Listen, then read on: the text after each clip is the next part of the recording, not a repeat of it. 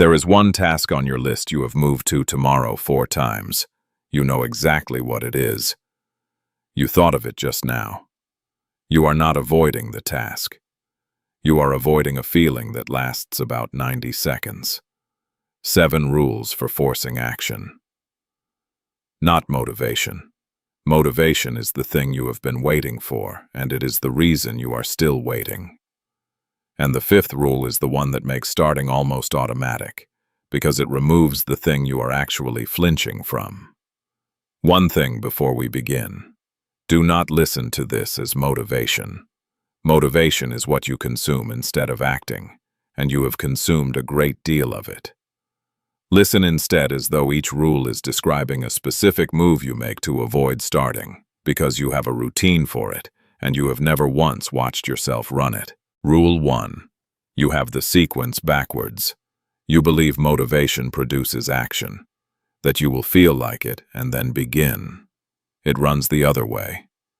You begin badly, without wanting to, and somewhere in the first few minutes, the wanting shows up, recruited by the work rather than required for it. Psychology calls this behavioral activation. Doing the thing lifts the state that was supposed to precede it.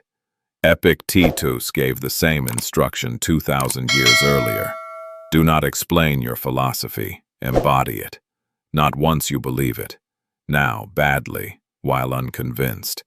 Motivation is not the fuel, it is the exhaust. But if it is that simple, why does it still not happen?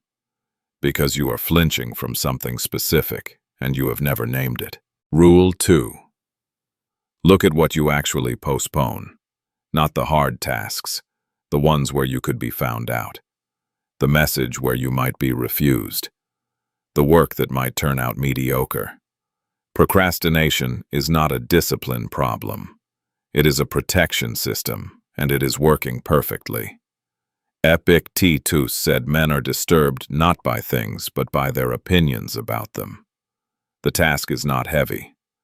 The sentence attached to it is, usually a version of, if I do this properly and it is still not good, I will know something I would rather not know.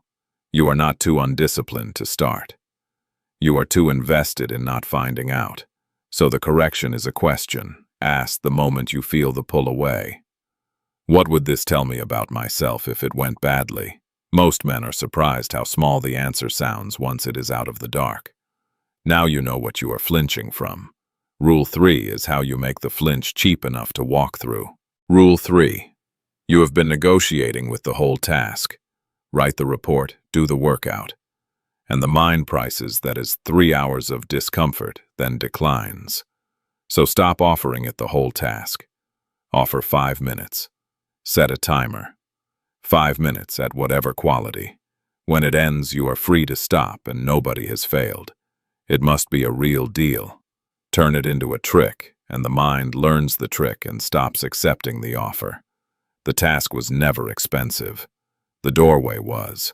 But 5 minutes only works if you know what to do in them, and most of the time you do not, which is why the timer runs out with nothing done. Quick one. That task you have moved to tomorrow 4 times. Type 4 in the comments. Not what it is, just the word, so you can see how many men are sitting on the same thing tonight. Rule 4. Look at how your task is written down. Sort out finances. Start the business. Get back in shape. None of those are tasks. They are categories, and a category cannot be started. There is no first physical movement in it. You are not refusing to work. You are being handed an instruction with no action in it, and correctly mean nothing. So cut until the next step is boring, not write the report.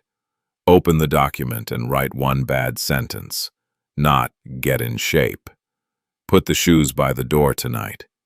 If the step still produces resistance, it is not small enough. Cut again. Seneca wrote that we are not short of time, we waste much of it. Most of that waste is men standing in front of instructions too large to obey, generating guilt instead of movement. If a task creates resistance, it is not too hard, it is too big.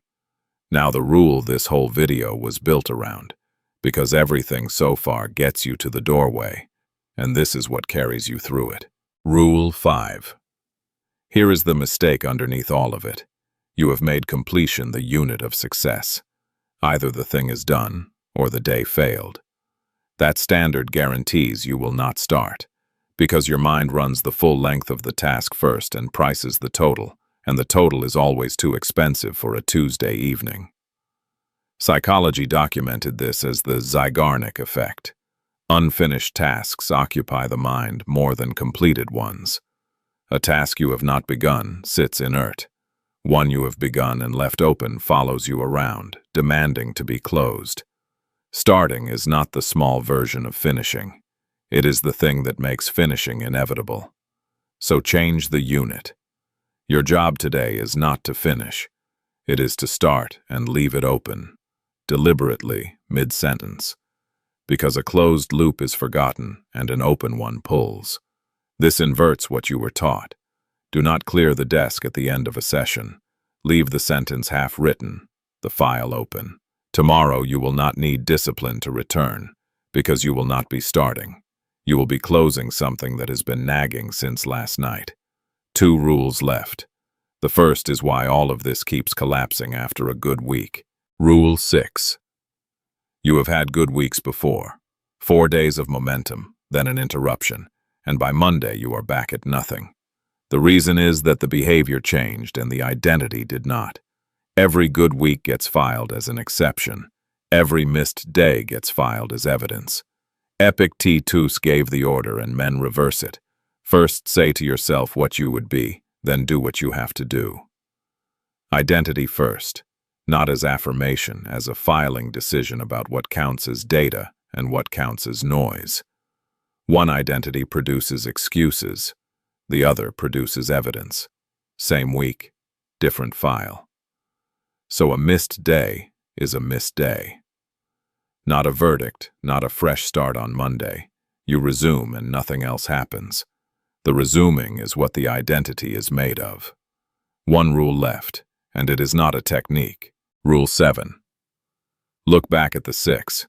Motivation arrives second. The flinch is protection, not laziness. Lower the entry price. Cut until it is boring.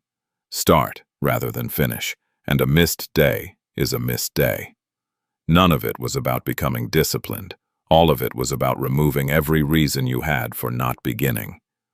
And here is what makes it urgent. The cost of postponing is not the task. It is that the delay is invisible and compounds. Nothing collapses. There is no day it goes wrong. You simply arrive years from now with the same item still on the list, having paid for it daily in small amounts of self-respect. Seneca wrote that men live as though they will live forever and spend the whole of life preparing for a life that never begins. He was describing a list with 1 item on it, moved to tomorrow 4,000 times. Your challenge is 1 rule, not 7. Rule 5. Tonight. The thing you have moved 4 times. You start it and you do not finish it. 5 minutes, deliberately left open, mid-sentence. Then you close the laptop and go to bed. Then come back and comment. Started and what happened the next day. Most men report the same thing. The second session took no willpower because they were not starting. And Rule 2 assumes you can sit with an uncomfortable feeling for 90 seconds without reaching for something to end it. Most men genuinely cannot. That video is on your screen now. 5 stoic reasons why being alone makes you unstoppable. I'll see you there.